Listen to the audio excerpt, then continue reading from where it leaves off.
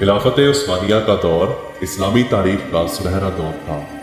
ये एक ऐसा वक्त था जब उम्मत मुस्लिमा कभी बाज़ंतीनियों तो कभी मंगोलों के हाथों तबाह हो रही थी। ऐसे वक्त में उम्मत को नई और अज़ीमुश्शान रियासत बनाए जाने की ज़रूरत थी। 656 हिजरी बा मुताबिक 1258 ईस्वी एक तुर्क सरदार अब्दुल गाजी के यहाँ एक बेटे की पैदाइश हुई जिसका नाम उस्मान रखा गया।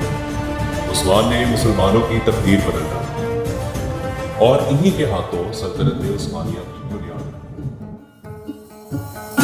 बाला अपने बाबा ईदा अली से कहती है, मैं हमारे बारे में सोचकर परेशान हूं।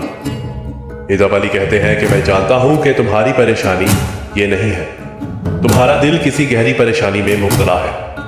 मगर जान लो, ये दिल ही हर मुसीबत का हल है बेटी।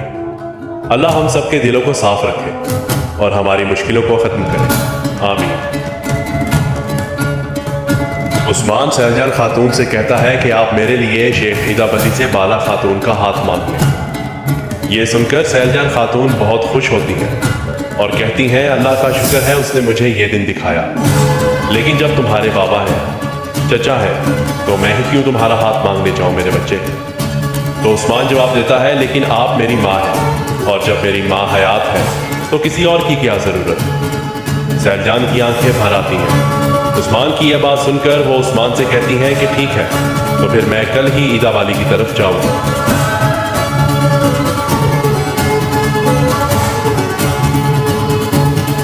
उस्मान को बुरहान खबर देता है कि सल्वाडोर सामसा कैवस के कबीले पर हमला करने वाला। कल वो अपने साथियों से कारवां सिराय पर मिलेगा।